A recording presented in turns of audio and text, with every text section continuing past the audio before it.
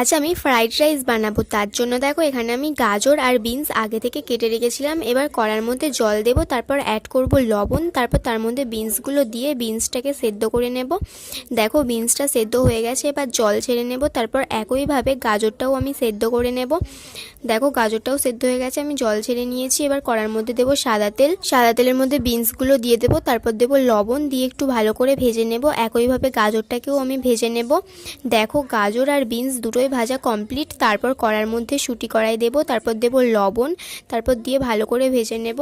তারপর ওই তেলের মধ্যেই দেব গোটা গরম মশলা আর দেব তেজপাতা, তারপর দেব ক্যাপসিকাম, তারপর কাজু আর কিশমিশ আগে থেকে ভিজিয়ে রেখেছিলাম সেটা দিয়ে দেব। তারপর ভালো করে ভেজে নেব। দেখো ভাজা হয়ে গেছে, এবার আমি চালটা সেদ্ধ করে নেব। চাল সেদ্ধ করার জন্য হাঁড়িতে জল দেব, তারপর দেব লবণ, তারপর দেব গোটা গরম মশলা আর তেজপাতা, তারপর দেব সাদা তেল, তারপর